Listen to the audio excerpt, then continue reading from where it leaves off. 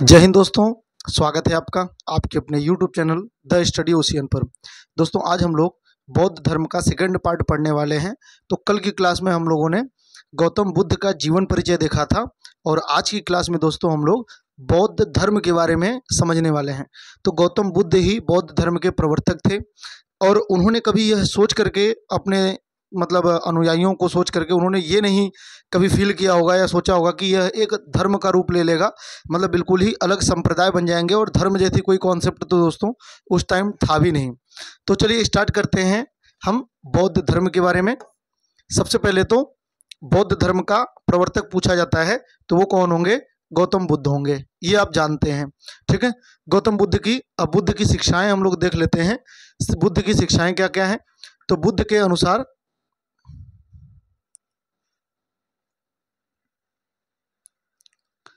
बुद्ध की शिक्षाएं बुद्ध के अनुसार सृष्टि दुखमय, क्षणिक और आत्मविहीन है। ये बुद्ध की शिक्षा है दोस्तों। बुद्ध के अनुसार सृष्टि दुखमय, क्षणिक और आत्मविहीन है। वे ईश्वर एवं वेद की सत्ता को अस्वीकार करते हैं और जो भी दोस्तों वैदिक व्यवस्था को अस्वीकार करता है उसको क्या कहते हैं? उसको श्रमण कहते हैं। क्या कहते हैं? श्रमण। तो ये शब्द मैं बार बार रिपीट करता हूं ताकि आपको बिल्कुल याद होना चाहिए। श्रमण कहते हैं। और बुद्ध ईश्वर और वेद की सत्ता को अस्वीकार करते हैं, ये भी आपको ध्यान रखना है। बुद्ध ने जन्म आधारित वर्ण व्यवस्था को अस्वीकार कर दिया था और दोस्तों उन्होंने वर्ण व्यवस्था का ही पूरा त्याग कर दिया था और उसकी घोर आलोचना की थी, है ना, कि वर्ण व्यवस्था जैसी कोई चीज नहीं है। बुद्ध ने मध्यम मार्ग का उपदेश दिया था। दोस्तों मध्यम मार्ग बहुत ही इम्पोर्टेंट है। मध्यम मार्ग आपसे पूछा जाता है, मध्यम मार्ग का मतलब क्या है? जैसे कि बुद्ध से किसी ने पूछा कि भाई हमें बिल्कुल कठोर तप करना चाहिए या बिल्कुल इतना ज़्यादा कठोर तप करें हम कि बिल्कुल सब कुछ भूल जाएं, या ऐसा हो कि भोग विलास करें और ऐसे अपनी जो ज़िंदगी है वो एकदम पूरा एंजॉय करें, और इस तरीके से तो हमें क्या लेकर के चलना चाहिए?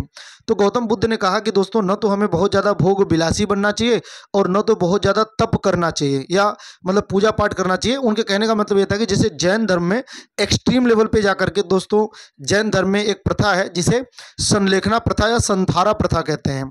तो उससे में क्या होता है कि वो लोग अपने खुद को भूखे रख करके अपने ही प्राण त्याग देते हैं। तो बुद्ध ने कहा नहीं नहीं, ऐसा कठोर हमें तप भी नहीं करना है, लेकिन ऐसा भोग विलासी भी नहीं बनना है कि हम बिल्कुल अपने आत्मचिंतन और अपने अनुशासन और अपने खुद को दोस्तों बिल्कुल भूल ही जाएं। तो हमें ऐसा भी नहीं करना है, बल्कि मध्यम मार्ग अपनाना चाहिए। उन्होंने एक एग्जाम्पल भी दिया कि जैसे जो सारंग होता है दोस्तों, जो वीणा होता है, वीणा कह लीजिए, तो वीणा जो होता है उसके जो तार होते हैं अगर वह बहुत ज़्यादा कस दिए जाएं तो वह तार टूट जाएंगे, और बहुत ढीला कसा हुआ हो तो उसमें से सुर नहीं आएगी, आवाज़ नहीं आएगी अच्छी, है ना। तो इसलिए उन्होंने क्या कहा? उन्होंने कहा कि भाई हमें मध्यम मार्ग लेकर के चलना है, न तो बहुत ज़्यादा किसी चीज़ का अति करना है और न ही इधर किसी चीज़ को बिल्कुल ही अति करके हम भोग विलास करें, बल्कि हमें मध्यम मार्ग का सिद्धांत लेकर के चलना चाहिए। तो यही है बुद्ध का मध्यम मार्ग। तो ये एग्जाम में आपके पूछा जाता है कि मध्यम मार्ग का सिद्धांत किसने दिया था। एक तो दोस्तों इन्होंने मध्यम मार्ग का सिद्धांत दिया था और एक इन्होंने प्रतीत्य समुत्पाद का सिद्धांत दिया था। आपके एग्जाम में डायरेक्ट दोनों ही शब्द पूछे जाते हैं। एक पूछा जाता है मध्यम मार्ग का सिद्धांत दिया या किस धर्म से संबंधित है, और दूसरा है दोस्तों प्रतीत्य समुत्पाद। प्रतीत्य समुत्पाद क्या होता है? प्रतीत्य समुत्पाद क्या होता है दोस्तों? प्रतीत्य समुत्पाद होता है कि बुद्ध कहते हैं कि हर घटना के पीछे कुछ न कुछ कारण होता है। हर घटना, कोई भी घटना होती है तो वह ऐसा नहीं कि ईश्वरीय देन है। अगर कोई घटना होती है तो ऐसा नहीं कि वह ईश्वरीय देन है, बल्कि क्या है, उसके पीछे कुछ न कुछ कारण होता है हर घटना के पीछे। और दोस्तों हर घटना अपने आगे कुछ न कुछ प्रभाव छोड़ती है। कोई घटना हुआ तो घटना के पीछे कुछ न कुछ कारण था और घटना के बाद उसका कुछ न कुछ प्रभाव जरूर पड़ता है, चाहे दिखाई दे न दिखाई दे, प्रत्यक्ष अप्रत्यक्ष रूप से। तो हर घटना के पीछे कुछ न कुछ कारण होता है और हर घटना के बाद कुछ न कुछ प्रभाव होता है। इसको दोस्तों कार्य कारण संबंध कहते हैं। क्या कहते हैं? कार्य कारण संबंध। तो यही है दोस्तों प्रतीत्य समुत्पाद। ये पूछा जाता है आपसे कि प्रतीत्य समुत्पाद किस धर्म से संबंधित है? तो ये बौद्ध धर्म से संबंधित है। और यह प्रतीत्य समुत्पाद का सिद्धांत किसने दिया था? तो यह भी गौतम बुद्ध जी ने दिया था। बिल्कुल आपको याद होना चाहिए। ठीक है। बुद्ध द्वारा पुनर्जन्म के सिद्धांत को स्वीकार किया गया, बुद्ध के द्वारा पुनर्जन्म के सिद्धांत को स्वीकार किया गया। लेकिन ध्यान रखना है, जो हिंदू धर्म में पुनर्जन्म का सिद्धांत है वैसा इनका पुनर्जन्म नहीं है। इसमें हिंदू धर्म वाले पुनर्जन्म में और बुद्ध के पुनर्जन्म में अंतर क्या है? तो पुनर्जन्म में दोस्तों ये अंतर है, आप ध्यान से सुनिए इस चीज को। देखिए, अगर एग्जाम में कभी ये पूछे कि पुनर्जन्म का सिद्धांत है, तो पुनर्जन्म का सिद्धांत तो हिंदुओं में भी है, पुनर्जन्म का सिद्धांत बौद्ध धर्म में भी है, पुनर्जन्म का सिद्धांत जैन में भी मिलेगा आपको, है ना। जो महावीर स्वामी जैन धर्म चलाते हैं वहां पर भी पुनर्जन्म है, लेकिन ये सब अलग अलग हैं। तो बुद्ध जो बौद्ध धर्म का पुनर्जन्म है, उसका अर्थ क्या है, जिसके बारे में बुद्ध कहते हैं कि भाई पुनर्जन्म होता है। तो इनके पुनर्जन्म के कहने का अर्थ ये होता है कि दोस्तों, जब किसी इंसान की चेतना परिवर्तित हो जाए, जब किसी इंसान का जो अंदर का स्वभाव है, जो चेतना है, अगर वह परिवर्तित हो जाए। कोई व्यक्ति पहले बहुत क्रूर था, बाद में वो बिल्कुल सहृदय हो जाए, बाद में वह बिल्कुल मृदुल स्वभाव का हो जाए, बिल्कुल अच्छे स्वभाव का हो जाए, सरल स्वभाव का हो जाए, तो हम कहेंगे इसका पुनर्जन्म हो गया। ये बुद्ध का कॉन्सेप्ट है। बात समझ में आ रहा है? तो उम्मीद करता हूं आप ये समझ गए होंगे। जैसे मैं आपको एक और एग्जांपल देता हूं, आपने सुना होगा रत्नाकर डाकू के बारे में। रत्नाकर डाकू दोस्तों वो ऋषियों को मारते लूटते थे और बाद में वो एक बहुत बड़े ऋषि हुए। और वो जो ऋषि हुए वो किस नाम से फेमस हुए? महर्षि वाल्मीकि। महर्षि वाल्मीकि ही पहले क्या होते थे? एक डाकू होते थे, ऐसी कथाओं में हमें मिलता है। तो जब उन्होंने डाकू वाला काम छोड़ करके एक ऋषि मुनि बन गए, तो अब वो क्या हो गया? उनका पुनर्जन्म हो गया। तो बुद्ध कहते हैं हमारे जीवन में पुनर्जन्म होते रहते हैं। तो यहाँ पर इनका जो पुनर्जन्म है वो मरने के बाद वाला पुनर्जन्म नहीं है, बल्कि वह अपने ही जीवन काल में दोस्तों वह अपना एक नया मतलब अपनी चेतना को लेकर के आ जाएं, तो वही उनका पुनर्जन्म है। तो जीवन रहते दोस्तों पुनर्जन्म की बात ये करते हैं, मृत्यु के बाद वाले पुनर्जन्म की बात नहीं करते। लेकिन एग्जाम में कभी अगर आपसे पूछा जाएगा कि पुनर्जन्म का सिद्धांत किस में है, ये क्वेश्चन पूछा जाता है, हिंदू धर्म में, जैन धर्म में, बौद्ध धर्म में, सभी में, तो आप हमेशा बताएंगे सभी में। बौद्ध धर्म में भी पुनर्जन्म का सिद्धांत है, लेकिन मरने के बाद वाला पुनर्जन्म नहीं, बल्कि जीते जी। तो ये आपको ध्यान रखना है। इन्होंने मध्यम मार्ग का सिद्धांत दिया दोस्तों। अतिवाद, देखिए अतिवाद है मतलब कि कठोर तपस्या, और भोगवाद, तो भोगवाद मतलब ऐसा नहीं कि बिल्कुल भोग विलास में ही लिप्त हो जाएं, बल्कि उनके बीच का मध्यम मार्ग आपको लेकर के चलना होगा। और ये क्वेश्चन कई बार पूछा जाता है कि मध्यम मार्ग का सिद्धांत किसने दिया था। और यहीं पर दोस्तों एक और वाद मैं बताता हूं, ये आपको ध्यान रखना है। शून्यवाद आपसे पूछा जाता है, यह अभी बौद्ध धर्म से ही संबंधित है। शून्यवाद यह अभी बौद्ध धर्म से संबंधित है, लेकिन शून्यवाद के जो प्रतिपादक हैं वो आपको ध्यान रखना है कि वो नागार्जुन है। वह कौन है? नागार्जुन। ये भी बौद्ध धर्म से संबंधित है। तो शून्यवाद का सिद्धांत किसने दिया था? नागार्जुन ने। लेकिन एक प्रतीत्य समुत्पाद का सिद्धांत किसने दिया था? बौद्ध धर्म ने, गौतम बुद्ध ने। और दूसरा दोस्तों, अगर आपसे पूछा जाए कि मध्यम मार्ग का सिद्धांत किसने दिया था, ये भी कौन होंगे? गौतम बुद्ध होंगे। क्लियर है? बौद्ध धर्म ने समाज के निम्न वर्गों जैसे कि शूद्रों, महिलाओं को सबसे ज़्यादा प्रभावित किया, क्योंकि सबसे ज़्यादा जो दयनीय स्थिति थी वो इन्हीं की थी। सबसे खराब कंडीशन में दोस्तों यह समाज के निम्न वर्ग जैसे कि शूद्र थे और महिलाएं, इनकी ही कंडीशन सबसे ज़्यादा खराब थी। इसीलिए बौद्ध धर्म से सबसे ज़्यादा यही वर्ग प्रभावित होता है। ये मैंने आपको कल समझाया था पिछली वाली क्लास में। बौद्ध धर्म के त्रिरत्न क्या हैं, ये भी आप बिल्कुल याद कर लेंगे। गौतम बुद्ध जी ने बौद्ध धर्म में, अब कह लीजिए बौद्ध धर्म में दोस्तों त्रिरत्न बताया जाता है। और वो त्रिरत्न क्या है? बुद्ध, धम्म, संघ। ये तीन त्रिरत्न माने जाते हैं, तीन रत्न माने जाते हैं बौद्ध धर्म में, बुद्ध, धम्म, संघ। और ऐसे ही अगर कभी आपसे पूछे जैन धर्म के त्रिरत्न क्या हैं, जैन धर्म के त्रिरत्न क्या हैं, तो दोस्तों जैन धर्म के जो त्रिरत्न कहे जाते हैं, सम्यक दृष्टि, सम्यक दृष्टि, सम्यक ज्ञान और सम्यक आचरण। सम्यक आचरण, तो ये जैन धर्म के त्रिरत्न हैं। ये जैन धर्म के त्रिरत्न हैं। और बुद्ध, धम्म, संघ ये बौद्ध धर्म के त्रिरत्न हैं। और ये बहुत इंपॉर्टेंट है, ये एग्जाम में कई बार आपसे पूछा गया है कि निम्नलिखित में से कौन सा एक बौद्ध धर्म के त्रिरत्न में शामिल नहीं है, या कौन सा एक बौद्ध धर्म के त्रिरत्न में शामिल है। तो ऐसे करके आपसे ये क्वेश्चन पूछा जा सकता है, आप बिल्कुल याद कर लेंगे। बुद्ध, धम्म, संघ ये बौद्ध धर्म के त्रिरत्न माने जाते हैं। संघ की सदस्यता लेने वाले को श्रमण कहते थे। और मैंने आपको क्या बताया है, श्रमण किसे कहते हैं? जो वैदिक व्यवस्था, ब्राह्मणवादी व्यवस्था का विरोध करते थे, उनको श्रमण कहा गया है। तो जाहिर सी बात है कि अगर कोई संघ में शामिल होता है, संघ मतलब क्या होता है, जैसे हिंदू धर्म में दोस्तों एक आश्रम होता है, ऐसे ही बौद्ध धर्म में एक संघ होता है जहाँ पर लोग वहाँ पर उपस्थित होते हैं और वहाँ पर विमर्श वगैरह होता है उनका।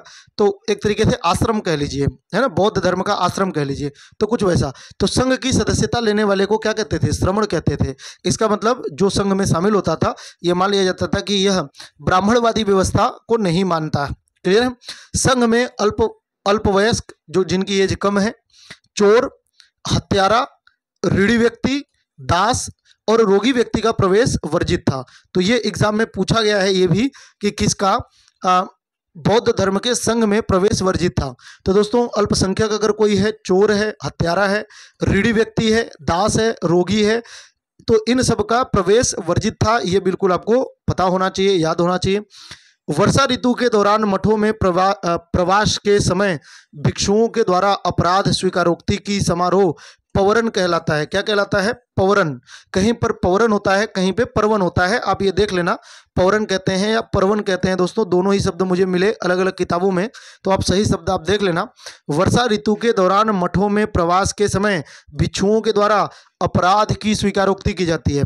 उन्होंने पिछले वर्षा से लेकर के इस वर्षा काल तक के बीच में उन्होंने क्या क्या जुर्म किया है, क्या क्या कुछ गलत किया है, उसकी सामूहिक स्वीकारोक्ति करते थे वो सबके सामने, और तब माना जाता था।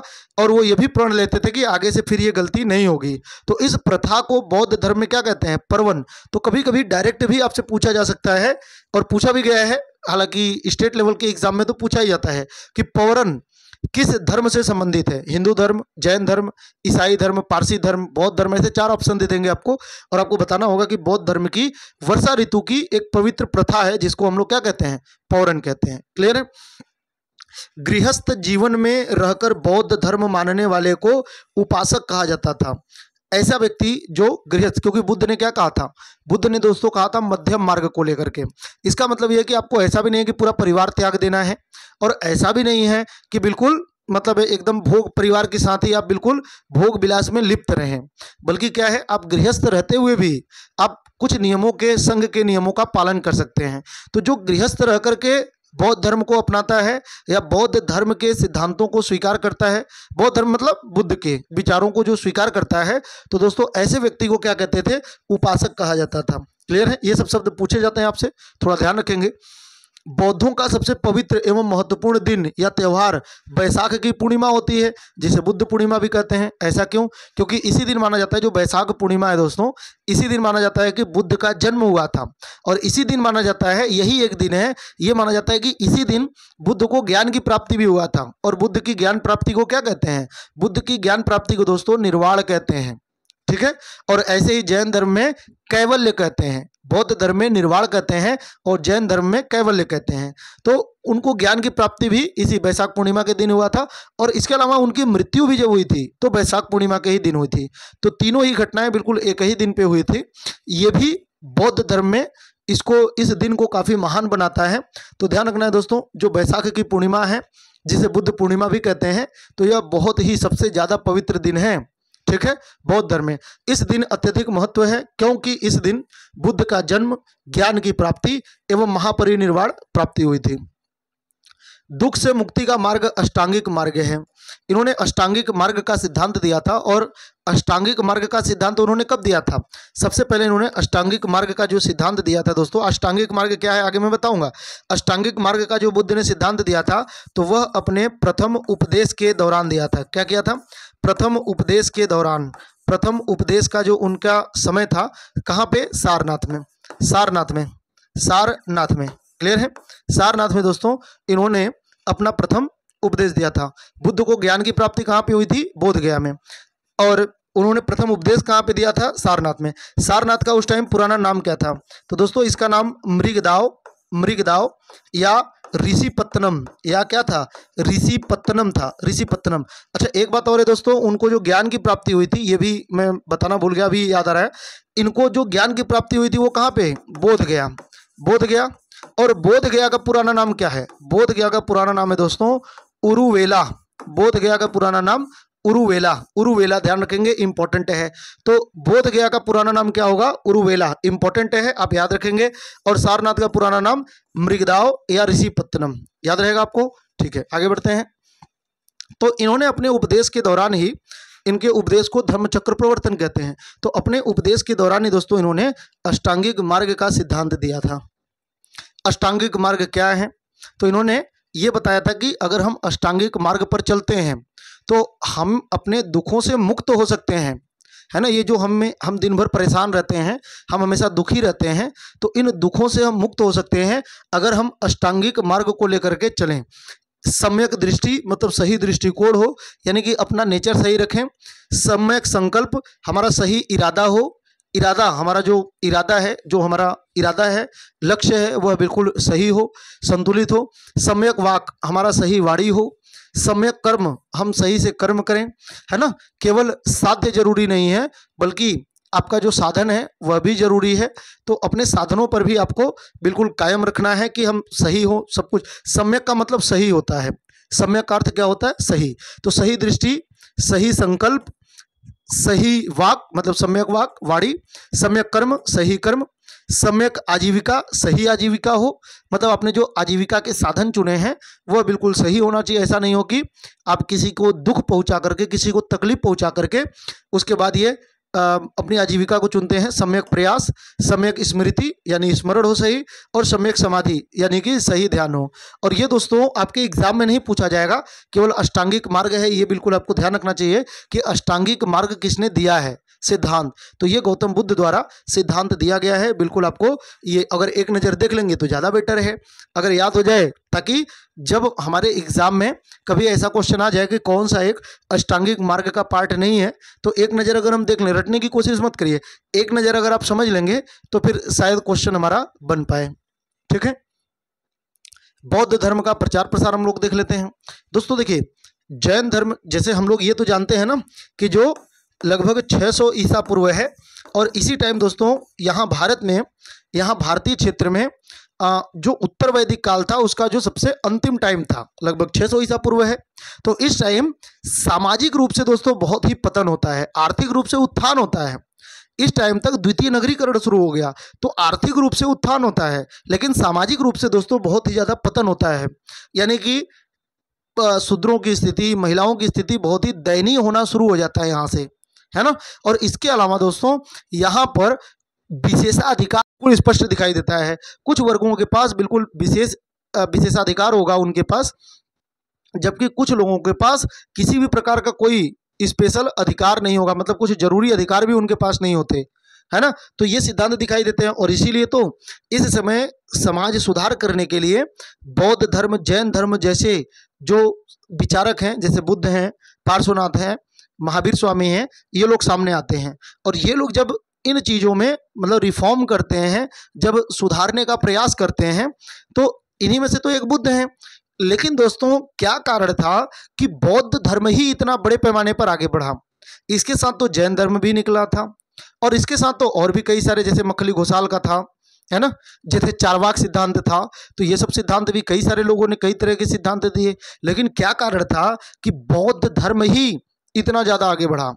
आज भी आप देखिए, केवल इंडिया की ही बात नहीं है, आप इंडिया के बाहर जाएं, Sri Lanka, Cambodia, Korea, Japan, China, ये सारे के सारे जो देश हैं, वियतनाम, ये दोस्तों जितने भी, इसके अलावा म्यांमार, थाईलैंड, है ना, म्यांमार, थाईलैंड, ये जितने भी मैं देशों के नाम बता रहा हूँ, ये सब के सब बौद्ध धर्म अपनाने वाले देश हैं, सब के सब बौद्ध धर्म अपनाने वाले देश हैं। तो दोस्तों आप मुझे बताएं कि ये क्या कारण था कि बौद्ध धर्म इतने बड़े पैमाने पर प्रसारित हुआ, जबकि इसके साथ जैन धर्म जो था या दूसरे धर्म जो दूसरे विचारक थे, उनके कॉन्सेप्ट इतने सफल नहीं हुए। तो ये बात दोस्तों कई सारी चीज़ों पर निर्भर करती है। नो डाउट कि बुद्ध बहुत महान विचारक थे, और ऐसे लोग सदियों में एक आध बार कभी जो है अवतरित हो जाए, इनको जन्म लेना नहीं कहते, इनको अवतरित होना कहते हैं, क्योंकि ये सब महान पर्सनैलिटी हैं। तो क्या कारण था कि दोस्तों बौद्ध धर्म इतना ज़्यादा आगे बढ़ा? तो इसमें नो डाउट कि बुद्ध जी तो है ही हैं, उनका विचार तो महान है ही है, लेकिन उसके बाद भी कई सारे कारण होंगे जिसकी वजह से बौद्ध धर्म इतने बड़े पैमाने पर आगे बढ़ता है। तो इसमें एक सिद्धांत तो आपको ये ध्यान रखना है कि जो राजा होते थे ना, आने वाले समय में जो राजा होंगे, राजा भी बहुत बड़े पैमाने पर इसको आगे प्रमोट करते हैं। ऐसा नहीं कि जैन धर्म को मानने वाले राजा नहीं हुए, जैन धर्म को मानने वाले भी बहुत राजा हुए, लेकिन उन्होंने उस लेवल पे मतलब प्रयास नहीं किया, और राजा का साम्राज्य इसका किस्मत भी थोड़ा अच्छा था बौद्ध धर्म का, कि जो महान राजा हुए उन्होंने उस चीज़ को स्वीकार किया, यानी उनका साम्राज्य, महान मतलब साम्राज्य जिनका बड़ा था, और इसलिए अनुयायी भी, उनके फॉलोअर भी बहुत बड़े हो गए। लेकिन नो डाउट कि इनके सिद्धांत तो जो है वो स्ट्रांग है ना। जैसे जो जैन धर्म है उसमें दोस्तों बहुत सारी गलत चीज़ें हैं और वो एक्सट्रीम लेवल पे लेकर के जाते हैं, जो आज हमारा तार्किक बुद्धि उस चीज़ को एक्सेप्ट नहीं करता। लेकिन हाँ, बौद्ध धर्म में तो बहुत सारी चीज़ें हैं जो बिल्कुल प्रैक्टिकल हैं, बिल्कुल व्यवहारिक हैं। तो देखते हैं हम बौद्ध धर्म के प्रसार का कारण क्या था। भारत में सम्राट अशोक और कनिष्क, सोचिए ये दोनों कितने महान शासक थे, अशोक और कनिष्क। तो ये दो महान शासकों ने बौद्ध धर्म को अपनाया, इन्होंने अपनाया और इसे भारत और विदेशों में फैलाया। दोस्तों अशोक हैं, तो अशोक के समय में आपको पता है तीसरी बौद्ध संगति हुई थी, तीसरी बौद्ध संगति, और जो कनिष्क हैं इनके समय में चौथी बौद्ध संगति हुई थी। तो इन्होंने संगतियों का आयोजन करवाया। और जैसे बुद्ध हैं दोस्तों, तो ये मोगलीपुत्र तिस्स उस टाइम के सबसे बड़े विद्वान व्यक्ति थे। और इसके अलावा जो वसुमित्र हैं और अश्वघोष हैं वो कनिष्क के दरबार में रहते थे, और इनके द्वारा बौद्ध धर्म का बड़े पैमाने पर प्रचार प्रसार किया जाता है। तो ये भी एक कारण था जिसकी वजह से बौद्ध धर्म इतना तेजी से आगे बढ़ा। क्लियर है। तो एक कारण तो आप ये बताएंगे, कभी भी ये कारण पूछे जाते हैं तो कभी भी एक कारण तो ये बताएंगे बौद्ध धर्म के आगे बढ़ने का, कि सम्राट अशोक और कनिष्क ये दोनों ही महान शासक थे, और इन दोनों के ही द्वारा बौद्ध धर्म को न केवल स्वीकार किया गया बल्कि उसको आगे प्रचार प्रसार भी किया गया। क्लियर है। अशोक ने बौद्ध धर्म के प्रचार प्रसार के लिए अपने पुत्र महेंद्र और पुत्री संघमित्रा को श्रीलंका भेजा था। दोस्तों उस टाइम जो श्रीलंका का शासक था उसका नाम तिस्या था। क्या था? तिस्या, या कहीं कहीं पे तिस्स लिखा होता है, तिस्या या तिस्सा लिखा होता है। जैसे कई सारे शब्द हैं, या तो तिस्सा लिखा होगा, या तो तिस्स लिखा होगा, या तो तिस्या लिखा होगा, तिस्या। ठीक है। तो ये श्रीलंका का शासक हुआ करता था और वह भी बौद्ध धर्म का अनुयायी था। श्रीलंका का अशोक कहते हैं, ये जो तिस्स है इसको श्रीलंका का अशोक कहते हैं। तो ये जो दोस्तों जो तिस्स था इसके ही दरबार में जो अशोक के पुत्र थे महेंद्र और पुत्री संघमित्रा। अशोक ने स्वयं, आपको पता होगा कि 261 ईसा पूर्व में अशोक कलिंग का युद्ध लड़ा था और उसके बाद वो युद्ध की नीति हमेशा के लिए त्याग दिया। और इसके बाद कहते हैं कि खून खराबा देख करके उसका हृदय परिवर्तित हुआ और वो बौद्ध धर्म को स्वीकार कर लिया। हालांकि उसके पीछे एक दो तर्क और दिया जाता है, कुछ और भी सिद्धांत हैं, लेकिन एक बड़ा सिद्धांत तो ये मानता है कि कलिंग युद्ध के बाद अशोक ने बौद्ध धर्म को स्वीकार कर लिया और युद्ध से हमेशा हमेशा के लिए त्याग ले लिया। और उसके बाद दोस्तों वह बौद्ध धर्म को ही प्रचार प्रसार करने में लग गया था। और अशोक के द्वारा उसकी जो पुत्री हैं, अशोक की जो पुत्री हैं जिनका नाम है संघमित्रा और जो पुत्र हैं जिनका नाम है महेंद्र, इन दोनों ही लोगों को श्रीलंका भेजा गया बौद्ध धर्म के प्रचार के लिए। अशोक के द्वारा ही श्रीलंका, नेपाल, कंबोडिया आदि देशों में बौद्ध धर्म का प्रचार प्रसार किया गया। इसके अलावा दोस्तों बौद्ध धर्म के बढ़ने का एक बड़ा कारण ये भी है कि चार महान संगीतियाँ स्थापित की गई थी, आयोजित की गई थी, जबकि जैन धर्म में केवल 2 संगीतियाँ आयोजित होती हैं और वो लंबे गैप के बाद, एक तो चंद्रगुप्त मौर्य करता है और एक 512 ईस्वी में वल्लभी का शासक करता है जो कि गुजरात क्षेत्र का है। तो ध्यान रखना है कि जो जैन धर्म है दोस्तों इसमें राजा इतने मोटिवेट नहीं होते इसके प्रचार प्रसार के लिए, लेकिन बौद्ध धर्म में दोस्तों राजा काफ़ी बड़े पैमाने पे बौद्ध धर्म को प्रमोट करते हैं। क्लियर है। आगे बढ़ते हैं। बौद्ध धर्म को मानने वाले शासक अशोक, कनिष्क, हर्षवर्धन, बिंबिसार, प्रसेनजीत, गोपाल आदि हैं। तो ये सब सभी के सभी बौद्ध धर्म को मानने वाले शासक हैं दोस्तों, ये आपको ध्यान रखना है। भारत में डॉक्टर भीमराव अंबेडकर ने 1956 में बौद्ध धर्म को पुनर्जन्म दिया। दलित समुदायों में यह काफ़ी लोकप्रिय हुआ जो बौद्ध धर्म है, क्योंकि वहाँ पर उनको एक तो समानता का भाव आता है, लेकिन सबसे बड़ी बात यह है कि जो अंबेडकर जी थे इन्होंने बौद्ध धर्म को स्वीकार किया। और इसके बाद दोस्तों क्योंकि वो दलित नेता माने जाते, वैसे तो वो सबके ही नेता थे, लेकिन उन्होंने दलितों का मुद्दा उठाया और उसलिए उनको मतलब एक तरीके से जो दलित हैं वह एक ईश्वर के रूप में भी देखते हैं। और यही कारण है कि कहीं ना कहीं बौद्ध धर्म को स्वीकार करने के कारण जो दलित वर्ग है वह भी दोस्तों बड़े पैमाने पे बौद्ध धर्म की ओर आकर्षित होते हैं। ठीक है। तो ये आपको ध्यान रखना है दोस्तों। बौद्ध धर्म को मानने वाले शासक थे, पूछा जाता है आपसे, तो अशोक हैं, कनिष्क हैं, हर्षवर्धन हैं, हर्षवर्धन भी है, ये भी आपको ध्यान रखना है। भले ये हिंदू धर्म को भी प्रमोट करता था, लेकिन बौद्ध धर्म का अनुयायी था। ये जब से वेनसांग आया था इसके दरबार में, तो उससे प्रभावित होकर के यह बौद्ध धर्म को स्वीकार कर लिया था।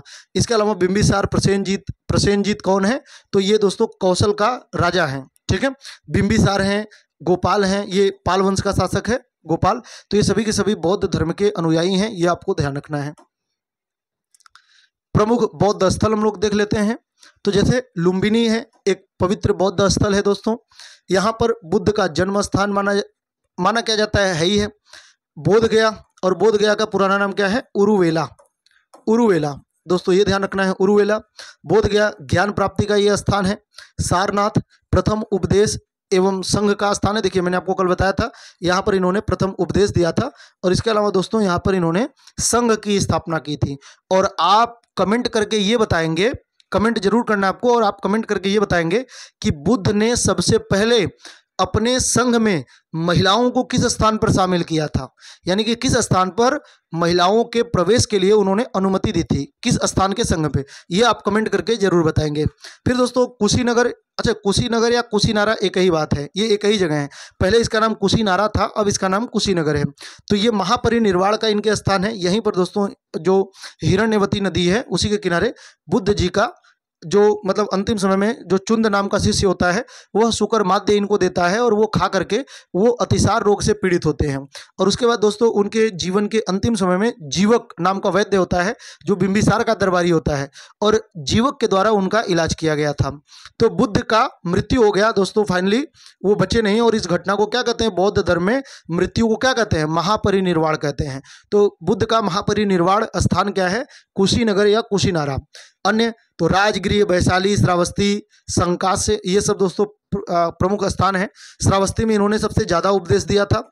वैशाली दोस्तों, वैशाली में क्या घटना थी आप कमेंट करके बताएंगे, ठीक है। राजगृह दोस्तों, इनके राजगृह या मगध की जो राजधानी थी राजगृह, यहाँ पर इन्होंने राजगृह में दोस्तों इन्होंने अपना केंद्र बनाया था। मगध को इन्होंने अपना केंद्र बनाया था अपने विचारों के प्रचार प्रसार के लिए। तो ये आपको ध्यान रखना है। वैशाली में दोस्तों मैं आपको बता ही देता हूँ कि इन्होंने महिला संघ को मतलब महिलाओं को शामिल करने के लिए यहाँ पे संघ बनाया था। तो महिला संघ इन्होंने वैशाली में बनाया था। सांची स्तूप दोस्तों, सांची का स्तूप सबसे बड़ा स्तूप है। वैसे ये सबसे बड़ा नहीं है, ये सबसे बड़ा नहीं है दोस्तों। जो सबसे बड़ा स्तूप है वह केसरिया स्तूप है। केसरिया स्तूप है, ये आपको ध्यान रखना है। केसरिया स्तूप है, केसरिया, ठीक है। केसरिया स्तूप है जो बिहार के राजगीर में है, तो बिहार राज्य में है ये ध्यान रखेंगे। केसरिया स्तूप, ठीक है। तो सबसे बड़ा स्तूप तो नहीं है, लेकिन हाँ इसके पहले केसरिया अभी हाल ही में खोजा गया, लेकिन केसरिया से पहले जो सबसे बड़ा स्तूप था वो सांची का स्तूप है। सांची का स्तूप है जो मध्य प्रदेश के रायसेन जिले में स्थित है। और इसको किसने निर्मित करवाया था? तो इसको अशोक द्वारा निर्मित किया गया था। कहते हैं कि अशोक ने दोस्तों 84,000, कभी आपसे पूछे कि किस शासक द्वारा 84,000 स्तूपों का निर्माण किया गया, तो अशोक द्वारा 84,000 स्तूपों का दोस्तों निर्माण किया गया था। ये भी आपको ध्यान रखना है, ठीक है। 84,000 स्तूपों का निर्माण किसने किया था? अशोक ने किया था। सांची का प्राचीन नाम क्या था? काकड़म था। सांची का प्राचीन नाम काकड़म होगा, ये भी आप ध्यान रखेंगे। अजंता की गुफाएं जो हैं वह महाराष्ट्र के औरंगाबाद में हैं। 29 गुफाओं को काट कर बौद्ध स्मारक एवं गुफाओं का निर्माण किया गया है। तो कई बार ये पूछता है कि जो अजंता की गुफाएं हैं, एक तो ये कहाँ पे हैं? तो यह दोस्तों महाराष्ट्र के औरंगाबाद में है। लेकिन इससे बढ़ के ये पूछा जाता है कि यह किस धर्म से संबंधित है, तो यह बौद्ध धर्म से संबंधित होगा, ये आपको ध्यान रखना है। और दोस्तों अजंता की गुफाओं को, अजंता की गुफा, एलोरा की गुफा, इसके अलावा ताजमहल और अकबर का किला, ये 4 चीज़ों को एक मैं यहाँ पे नाम लिख देता हूँ। अजंता की गुफा, एलोरा की गुफा, और इसके साथ दोस्तों ये 2 महाराष्ट्र के हैं औरंगाबाद के। इसके अलावा ताजमहल और दोस्तों अकबर का किला,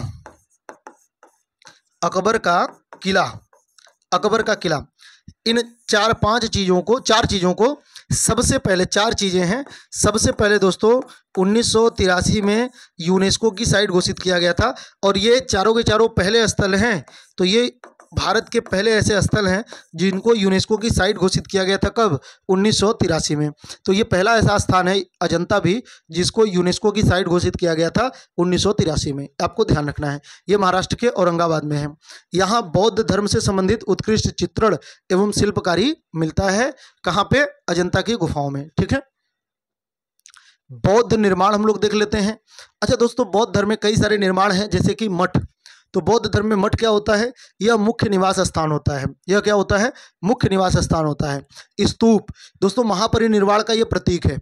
महापरिनिर्वाण का, बुद्ध के महापरिनिर्वाण का यह प्रतीक है, जहाँ पर विचारों का आदान प्रदान किया जाता है। विचारों का क्या किया जाता है? आदान प्रदान किया जाता है, जो स्तूप हैं। विहार दोस्तों यह निवास स्थान होता है, जहाँ पर लोग निवास करते हैं, उसको विहार कहते हैं। मठ एक तरीके से कह लीजिए, मठ जो होता है वह एक तरीके से आश्रम जैसा होता है, लेकिन जो विहार होता है वह बौद्ध धर्म का एक तरीके से परमानेंट जो निवास स्थान होता है। और इसीलिए आप देखेंगे तो मैक्सिमम जो कॉलोनियों के नाम होते हैं वह दोस्तों बिहार के ही नाम पे होते हैं, है ना। तो ये आपको ध्यान रखना है। इसके अलावा तो बिहार नाम का हमारे यहाँ एक स्टेट ही है। तो बिहार का अर्थ होता है जहाँ पे बौद्ध धर्म के अनुयायी रहते हैं, उसको बिहार कहते हैं। चैत्य क्या होता है दोस्तों? ये भी पूजा स्थल है, ये कई बार पूछा गया है। तो यह बौद्धों का पूजा स्थल होता है चैत्य, आपको ध्यान रखना है। गुफा क्या होता है? तो पत्थर को काट करके ये बनाया जाता है। तो ये पत्थर को काट करके बनाया गया निवास। गुफा तो आप जानते ही होंगे। बौद्ध धर्म, बौद्ध ग्रंथ, तो ग्रंथ देख लेते हैं दोस्तों। तो ग्रंथों में बौद्ध धर्म से संबंधित कई सारे ग्रंथ हैं, लेकिन आपको जो ध्यान रखना है तो ये 3 पिटक होंगे जिनको पिटारा कहते हैं। बौद्ध धर्म का पिटारा कहते हैं, पिटारा। तो ये दोस्तों बौद्ध धर्म का पिटारा है, खजाना है। 3 ग्रंथ हैं, एक सुक्त पिटक, एक विनय पिटक, एक अभिधम्म पिटक। सुक्त पिटक, विनय पिटक और अभिधम्म पिटक। पहले विनय पिटक दिया हुआ है, फिर सुक्त पिटक और फिर अभिधम्म पिटक। ये 3 पिटक हैं दोस्तों, जिनको आपको बिल्कुल रट लेना है, याद कर लेना है। ठीक है, इसको बिल्कुल आप याद कर लेंगे। तो विनय पिटक में क्या है? इसमें भिक्षुओं के लिए नियम बताया गया है। इसकी रचना किसने किया है? उपाली ने किया है। उपाली ने किया दोस्तों। उपाली कौन थे? बुद्ध के ही एक अनुयायी थे। ठीक है, उपाली। तो विनय पिटक दोस्तों यह भिक्षुओं के लिए नियम इसमें बताया गया है। ठीक है ना, जो नियम वगैरह होते हैं, जो संघ के नियम होते हैं, वह बताए जाते हैं। सुत्त पिटक क्या होता है? बुद्ध का उपदेश होता है, और ये क्वेश्चन भी कई बार पूछा गया है। तो जो सुत्त पिटक होता है यह बुद्ध का उपदेश होता है। इसका जो रचना है यह आनंद के द्वारा किया गया है। ठीक है। अभिधम्म पिटक क्या होता है? इसमें दार्शनिक और मनोवैज्ञानिक विश्लेषण होते हैं। तो दार्शनिक शब्द आप ध्यान रखेंगे। दार्शनिक जो बातें हैं वह बौद्ध धर्म से रिलेटेड जो भी दार्शनिक बातें होंगी वह सभी के सभी अभिधम्म पिटक में होंगे। तो विनय पिटक में बौद्ध संघ के जो नियम होते हैं वो विनय पिटक में होगा। और सुत्त पिटक में क्या होगा? बुद्ध ने जो उपदेश दिया था वह सुत्त पिटक में होगा। और अभिधम्म पिटक में क्या होगा? बौद्ध धर्म के जितने भी दार्शनिक पक्ष हैं, है ना, तो उनको दोस्तों इसमें रखा गया है। तो ये 3 किताबें हैं, कह लीजिए, विनय पिटक, सुत्त पिटक और अभिधम्म पिटक। ये 3 किताबें हैं। इनको खजाना कहा जाता है, 3 पिटारा कहते हैं, या ये ध्यान रखना है पाली भाषा में है ये बौद्ध धर्म के त्रिपिटक कहते हैं, इनको त्रिपिटक कहते हैं। सम्मिलित रूप से इनको त्रिपिटक कहते हैं। और दोस्तों अभिधम्म पिटक को किसने लिखा है? मोगलीपुत्र तिस्स द्वारा। और यही मोगलीपुत्र तिस्स हैं जो तृतीय बौद्ध संगीति का आयोजन का अध्यक्षता किए थे। तो तीसरे बौद्ध संगीति की आयोजन जो हुआ था उसकी अध्यक्षता किसने किया था? मोगलीपुत्र तिस्स ने किया था। जातक कथाएं भी हैं। कई बार तो यही पूछा जाता है कि जातक कथाएं किस विषय से संबंधित हैं। तो दोस्तों जो जातक कथाएं हैं इसमें बौद्ध धर्म के पुनर्जन्म की कहानी है। और बौद्ध धर्म में मतलब बुद्ध के पुनर्जन्म की कहानी, कहते हैं कि लगभग 400 इसमें कहानियां हैं। तो इसमें बुद्ध के पुनर्जन्मों की कहानी है, और इसको किसने लिखा है यह आज तक नहीं पता है, लेकिन इसमें बुद्ध के पुनर्जन्मों की कहानी है। यह आपको ध्यान रखना है। किस किताब में? जातक कथाओं में। इसके अलावा बुद्ध चरित है, तो इसको अश्वघोष ने लिखा है, यह भी बौद्ध धर्म से संबंधित है। बुद्ध चरितम को बौद्धों का रामायण कहते हैं। तो ये आप ध्यान रखेंगे, जो ये बुद्ध चरित है जिसको अश्वघोष ने लिखा है। और अश्वघोष किसके दरबारी थे? तो ये कनिष्क के दरबारी थे। किसके दरबारी थे? कनिष्क के दरबारी थे। ठीक है, अश्वघोष। और दोस्तों बुद्ध चरितम को बौद्धों का रामायण कहा जाता है। यह क्वेश्चन भी कई बार पूछा गया है, आप इसको भी बिल्कुल ध्यान रखेंगे। बौद्ध धर्म की प्रसिद्ध किताब धम्मपद को बौद्ध धर्म का गीता कहा जाता है। तो ये सब कुछ फैक्ट हैं जो आपको पता होना चाहिए। प्रसिद्ध बौद्ध शिक्षा केंद्र हम लोग देख लेते हैं। तो दोस्तों समय समय पर जो शासक थे उन्होंने बौद्ध धर्म को प्रचार प्रसार या शिक्षा करने के लिए, कह लीजिए शिक्षा देने के लिए, बुद्ध की जो शिक्षाएं हैं उनको शिक्षा देने के लिए दोस्तों उन्होंने विश्वविद्यालय बनवाया, जिसमें से 3 विश्वविद्यालय बहुत फेमस हुए। तो एक तो है नालंदा विश्वविद्यालय, इसके अलावा विक्रमशिला विश्वविद्यालय, और दोस्तों नालंदा विश्वविद्यालय, विक्रमशिला विश्वविद्यालय, और एक और है, अभी मैं सोच नहीं पा रहा हूँ, लेकिन एक नालंदा विश्वविद्यालय है और एक विक्रमशिला विश्वविद्यालय है। ठीक है, नालंदा विश्वविद्यालय को किसने बनवाया था? तो गुप्त वंश का शासक कुमार गुप्त द्वारा इसको निर्मित करवाया गया है, ये आप ध्यान रखेंगे। गुप्त वंश का शासक कुमार गुप्त द्वारा इसको निर्मित करवाया गया है, ये आप बिल्कुल ध्यान रखेंगे। नालंदा भारत का सबसे प्राचीन विहार है और इसको किसने बनवाया है? कुमार गुप्त ने। और यहीं पर दोस्तों जो चीनी यात्री वेनसांग आया था तो यहाँ पर लगभग 15 वर्षों तक भारत में अध्ययन भी किया इसी नालंदा विश्वविद्यालय में, और साथ में फिर अध्यापन भी किया, यहाँ पर पढ़ा भी और यहाँ पर पढ़ाया भी। और उसकी जो रचना है सियूकी, उसमें दोस्तों नालंदा विश्वविद्यालय का बहुत ही ज़्यादा गुणगान किया गया है। नालंदा विश्वविद्यालय को 1204 ईस्वी में जो बख्तियार खिलजी था, जो कुतुबुद्दीन ऐबक का साथी था, बख्तियार खिलजी, तो बख्तियार खिलजी द्वारा दोस्तों इसको बिल्कुल तहस नहस कर दिया गया, इसको बिल्कुल तोड़ दिया गया। तो नालंदा विश्वविद्यालय है कहाँ पे? बिहार में, पटना के पास में है। बात समझ में आपको? तो नालंदा विश्वविद्यालय दोस्तों बख्तियार खिलजी द्वारा तोड़ा गया था और यह बौद्धों के लिए एक बहुत ही प्रसिद्ध शिक्षा का केंद्र हुआ करता था। इसके अलावा विक्रमशिला विश्वविद्यालय दोस्तों यह पाल वंश के शासक धर्मपाल द्वारा निर्मित किया गया था। पाल वंश के शासक धर्मपाल द्वारा निर्मित किया गया था। विक्रमशिला बौद्ध धर्म के शिक्षा का प्रमुख केंद्र था। विक्रमशिला जो होगा वह बौद्ध धर्म का प्रमुख शिक्षा का केंद्र था। अब बौद्ध धर्म की 4 संगीतियाँ हम लोग देख लेते हैं। तो दोस्तों बौद्ध धर्म की जो 4 संगीतियाँ हैं तो आप ऐसे बना लेंगे, प्रथम, द्वितीय, तृतीय और चतुर्थ। ठीक है, शासक का नाम आप लिख लेंगे, अजातशत्रु,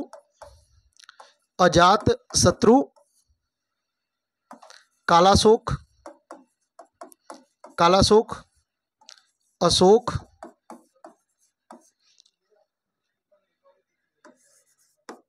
और कनिष्क। ठीक है, बौद्ध धर्म की 4 संगीतियां हैं, और इनमें दोस्तों अजातशत्रु, कालाशोक, अशोक और कनिष्क, इन चारों के ही शासनकाल में हुआ था। तो इसका एक ट्रिक है, आप ये ट्रिक पहले आप 1 2 3 4 लिख लेंगे, फिर इसका जो ट्रिक होगा आप ट्रिक के माध्यम से इसको ऐसे याद कर सकते हैं, एका एक, बिल्कुल एग्जैक्ट तो नहीं बैठेगा लेकिन हाँ आपको हेल्प करेगा। ए से आप अजातशत्रु याद कर सकते हैं, का से आप कालाशोक याद कर सकते हैं, फिर ए से आप अशोक याद रख सकते हैं, और फिर क से आप कनिष्क याद रख सकते हैं। तो ये याद करके आप मतलब सीक्वेंस आपका बना रहे, उसलिए ये काफ़ी हेल्पफुल होगा। तो अजातशत्रु, कालाशोक, अशोक और कनिष्क, ये 4 शासक हैं दोस्तों, बिल्कुल आपको ध्यान रखना है। फिर देखिए सन कैसे याद रखेंगे, जो किस ईयर हुआ था। तो देखिए जो अजातशत्रु हैं इन्हीं के समय में दोस्तों बुद्ध की मृत्यु हुई थी, और बुद्ध की जब मृत्यु हुई तुरंत ही बौद्ध संगीति हुआ था।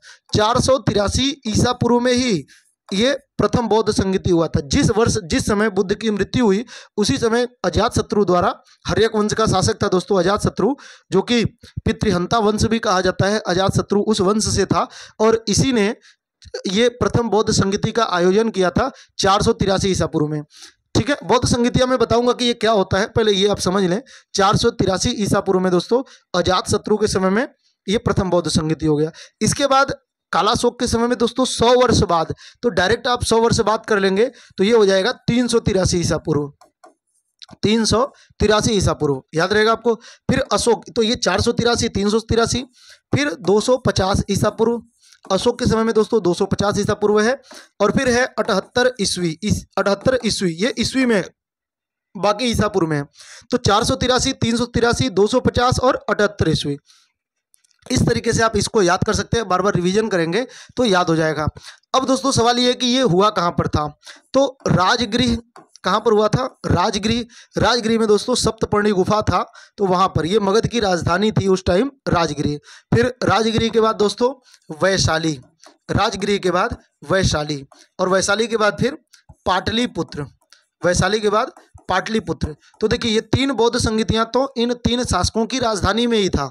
जैसे अजातशत्रु की राजधानी राजगृह, कालाशोक की राजधानी वैशाली, अशोक की राजधानी पाटलिपुत्र, तो इनकी राजधानी में ही था। तो आपको राजधानी भी याद हो जाएगा, या अगर राजधानी है तो स्थान भी याद हो जाएगा, है ना। जैसे वैशाली कालाशोक की राजधानी हुआ करती थी, तो इस तरीके से आप इसको याद कर सकते हैं।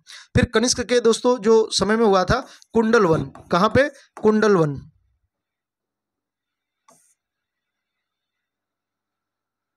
कुंडलवन, ठीक है। अब मैं आपको ये बता रहा हूँ कि कनिष्क की राजधानी कुंडलवन नहीं था। कुंडलवन कहाँ पे है, जम्मू कश्मीर। कुंडलवन कहाँ पे, जम्मू कश्मीर। तो कनिष्क की राजधानी कुंडलवन नहीं था, कनिष्क की राजधानी एक पेशावर होगा, उस टाइम उसको पुरुषपुर बोलते थे, और दूसरा दोस्तों मथुरा होगा। तो कनिष्क की राजधानी कुंडलवन नहीं हुआ करता था, बाकी तीनों की राजधानी कुंडलवन है। अब इसकी अध्यक्षता किसने किया था, इसकी दोस्तों अध्यक्षता किसने किया, तो देखिए प्रथम की जो अध्यक्षता है यह किसने किया, तो यह दोस्तों महाकश्यप, किसने किया था, महाकश्यप के द्वारा इसकी अध्यक्षता की गई। जो द्वितीय बौद्ध संगीति है इसकी अध्यक्षता किसने किया, तो साबा कामी, किसने किया, साबा कामी। कहीं कहीं पे साबक मीर लिखा होता है, कहीं पे साबा कामी। इनका उच्चारण हर किताब में अलग अलग दिया हुआ है। आप एक शब्द साबा कामी ध्यान रखेंगे, इतना सफिशिएंट होगा। इन शब्द से मिलता जुलता जो भी ऑप्शन में होगा आप उसको टिक कर देंगे, ठीक है, साबा कामी।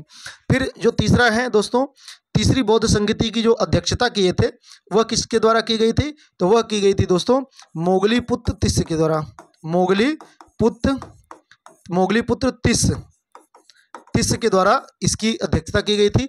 और जो चतुर्थ बौद्ध संगीति होगी इसमें एक अध्यक्ष होते थे और एक उपाध्यक्ष, एक अध्यक्ष और एक दोस्तों उपाध्यक्ष थे। तो जो अध्यक्ष थे वो वसुमित्र थे।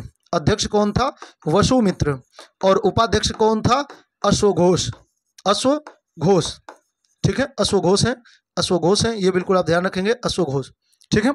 तो ये दोस्तों आप बिल्कुल इसको याद कर लें।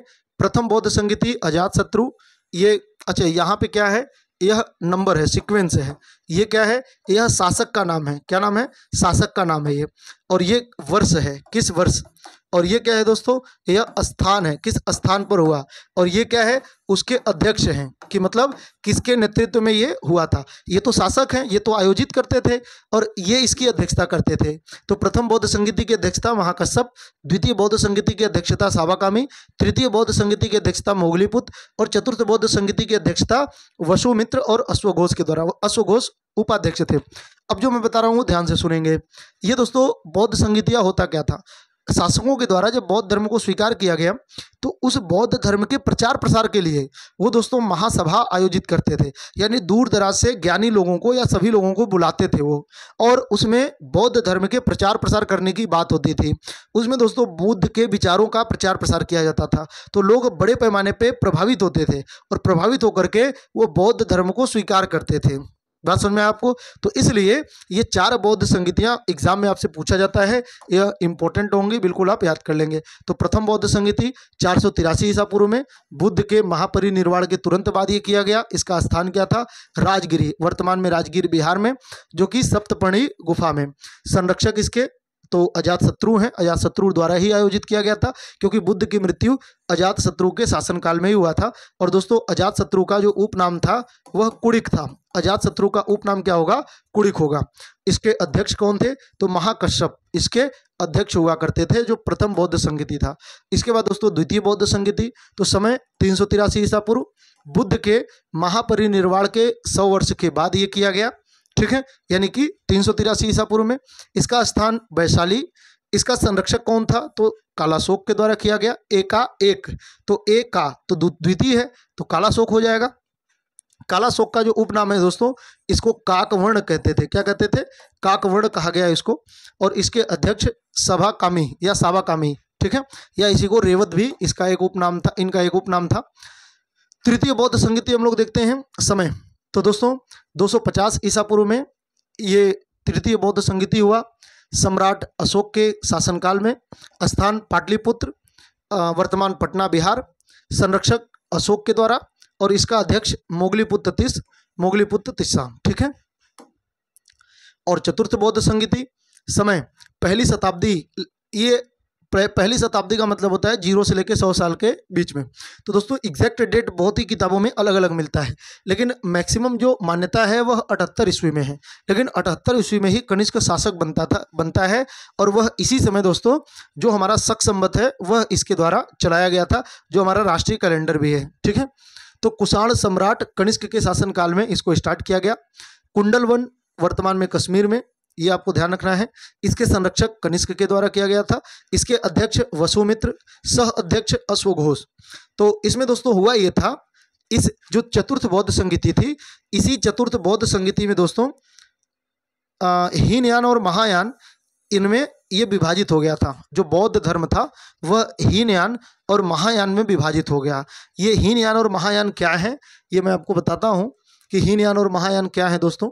तो इसके बाद फिर कभी आपका क्वेश्चन गलत नहीं होगा। हीनयान मैं यहाँ बताता हूँ दोस्तों। जब चतुर्थ बौद्ध संगीति आयोजन हुआ था कनिष्क के समय में, ध्यान से सुनेंगे आप, चतुर्थ बौद्ध संगीति का जब आयोजन हुआ था कनिष्क के समय में, तो हुआ क्या, हुआ ये कि इस टाइम तक बौद्ध धर्म काफ़ी फैल चुका था, काफ़ी दूर दूर तक बौद्ध धर्म को मानने वाले लोग हो चुके थे।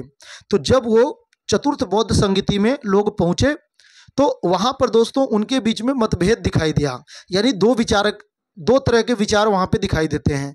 कुछ लोग ये मानते थे कि बुद्ध एक ईश्वर हैं। अब देखिए, बुद्ध जीवन भर ईश्वरीय व्यवस्था को चुनौती देते रहे। उन्होंने कहा नहीं, ईश्वर वगैरह कुछ भी नहीं है, बल्कि जो है वो यहीं पर है, आप कर्म अच्छे करें। तो बुद्ध तो लगातार पारलौकिक सिद्धांतों का विरोध करते रहे, पारलौकिक शक्तियों का विरोध करते रहे। लेकिन जब बुद्ध की मृत्यु हो गई और इतना समय बीत चुका है दोस्तों, 483 ईसा पूर्व में उनकी मृत्यु हुई है, और ये बात है 78 ईस्वी की, 78 ईस्वी की, मतलब लगभग 500 साल बीत चुका है। तो अब अनुयायियों में एक मतभेद दिखाई देता है। एक वर्ग होगा, ध्यान से सुनना है आपको, पहले सुन लीजिए फिर नोट करना। एक वर्ग होगा जो बुद्ध को ईश्वर की तरह देखेगा, बुद्ध को ईश्वर मानता है, बुद्ध को ईश्वर मानता है। और दूसरा वर्ग होगा वह बुद्ध को इंसान मानता है, बुद्ध को मनुष्य का एक रूप मानता है, मनुष्य मानता है। ठीक है, तो जो लोग बुद्ध को ईश्वर मानते थे इनको दोस्तों कहा गया महायान। इनको क्या कहा गया, महायान। और जो लोग बुद्ध को मनुष्य मानते थे, बुद्ध को मनुष्य, ये बुद्ध को ईश्वर मानने वाले क्या कहलाए, महायान। और बुद्ध को दोस्तों मनुष्य मानने वाले क्या कहलाए, हीनयान। हीनयान। अब आपके एग्जाम में क्वेश्चन कैसे आएगा, तो क्वेश्चन इस तरीके से आएगा इनके विचार को लेकर के, कि जैसे कथन के तौर पे आपसे पूछा जा सकता है कि मतलब जो महायान है वह बुद्ध को ईश्वर की तरह देखते हैं। अब आप मुझे एक बात बताएं, जो ये इसमें बुद्ध के मूर्ति की पूजा कौन करेगा, तो इसमें बुद्ध की मूर्ति की पूजा दोस्तों महायान वाले करेंगे। तो ये जो करते हैं ये बुद्ध की पूजा करते हैं, ये बुद्ध की क्या करेंगे, पूजा करेंगे। और पूजा कैसा होगा, बुद्ध की मूर्तियां बनाएंगे, बुद्ध की मूर्तियां बनाएंगे। और ये कहते हैं कि बुद्ध तो भैया एक ही थे, एक ही रहेंगे, इसके बाद अब कोई कभी बुद्ध नहीं बन सकता। बात समझ रहे हैं, तो बुद्ध एक ही थे, एक ही रहेंगे, और अब कभी कोई बुद्ध नहीं बन सकता। ये बुद्ध की पूजा करेंगे, बुद्ध की मूर्तियां बनाएंगे। और जबकि जो हीनयान है ये कहते हैं कि नहीं भैया, ये जो बुद्ध हैं वह एक मनुष्य थे, लेकिन उन्होंने अपने त्याग से, अपने विचार से, अपने को चेंज करके उन्होंने बुद्धत्व को प्राप्त किया था। तो अगर कोई भी व्यक्ति बुद्ध के दिखाए गए मार्ग पर चलता है, उनके द्वारा दिए गए सिद्धांतों का पालन करता है, जैसे अष्टांगिक मार्ग है, जैसे 4 आर्य सत्य हैं, अगर इनको हम डायरेक्ट उसको मानते हैं उस चीज़ को ऐसे ही, तो फिर हम भी बुद्ध की तरह बन सकते हैं, है ना, हमें भी कोई दिक्कत नहीं होगी, हम भी बुद्ध की तरह बन सकते हैं। जबकि महायान वाले क्या कहते हैं कि नहीं, बुद्ध एक ही थे और एक ही रहेंगे। जबकि हीनयान वाले क्या कहते हैं कि नहीं, बुद्ध जो है वो एक मनुष्य हैं और कोई भी व्यक्ति बुद्धत्व को प्राप्त कर सकता है, लेकिन शर्त यह है कि बुद्ध द्वारा दिखाए गए मार्ग पर चलना होगा। तो ये क्या करते हैं, यह बुद्ध के विचारों को वरीयता देते हैं, बुद्ध के विचार को मानते हैं, बुद्ध के विचार को मानते हैं, और ये मानते हैं कि कोई भी व्यक्ति बुद्ध बन सकता है, बुद्धत्व को प्राप्त कर सकता है। तो ये इनके विचारों में अंतर था। और ये दोस्तों चतुर्थ बौद्ध संगीति में हुआ, और बौद्ध धर्म के 2 धड़ हो गए, यानी 2 पार्ट में डिवाइड हो गए। कुछ लोग बुद्ध को ईश्वर की तरह देखने लगे, और कुछ लोग बुद्ध को मनुष्य मानते हैं, और वो बुद्ध के दिखाए गए मार्ग पर चलते हैं और अपने आप को उसी तरीके से अनुशासित करते हैं। ये बात समझ में आया आपको, तो यही इनमें मेन अंतर होगा। क्लियर है। तो आज के बाद से इससे रिलेटेड आपके क्वेश्चन गलत नहीं होने चाहिए। और हीनयान और महायान में जो विभाजित हुआ था बौद्ध धर्म, वह कब हुआ था? तो कनिष्क के शासनकाल में हुआ था। जो चतुर्थ बौद्ध संगति था, इसी टाइम दोस्तों ये विभाजित। फिर बाद में क्या हुआ, एक और नई शाखा आ गई जिसे वज्रयान कहते हैं। तो हीनयान और महायान तो थे ही, बाद में दोस्तों बौद्ध धर्म का एक और शाखा दिखाई देता है और उसको कहा गया वज्रयान। ये न तो हीनयान जैसे थे न तो महायान जैसे थे, तो इनको क्या कहा गया? वज्रयान। तो ये क्या था? ये दोस्तों भोग विलास पर जोर देते हैं। ये क्या करते हैं वज्रयान वाले? भोग विलास पर। इनफैक्ट ये तो मदिरा का सेवन भी करते हैं और इसके अलावा मांस, इन सब चीज़ों का सेवन करते हैं। और वज्रयान का जो बड़े पैमाने पर प्रचार प्रसार हुआ, यह दोस्तों चीन वाले क्षेत्र में हुआ। और इसीलिए आप देखिए चीन वाले क्षेत्र में कि वो जीवों को बहुत ज़्यादा, बहुत बड़े पैमाने पर उपभोग करते हैं। तो यह जो वज्रयान वाली शाखा है, यह दोस्तों बहुत ज़्यादा ये शराब, मदिरा और ये जो मतलब मांस है उसका सेवन करते हैं और ये पूरी तरीके से विलासी प्रवृत्ति के थे। तो ये वज्रयान, ये बौद्ध धर्म की ही एक शाखा है। क्लियर है? तो हीनयान और महायान, और एक शाखा है वज्रयान। तंत्र और रहस्यमयी प्रथाओं पर आधारित था। तिब्बत और मंगोलिया में ये प्रचलित हुआ। ठीक है, ये रहस्यमयी तंत्र मंत्र इन सब चीज़ों पर ध्यान देते थे। जिस चीज़ पर बुद्ध आजीवन रोक लगाए थे उसी चीज़ को ये लोग मानते हैं, तंत्र मंत्र यही सब चीज़। ठीक है।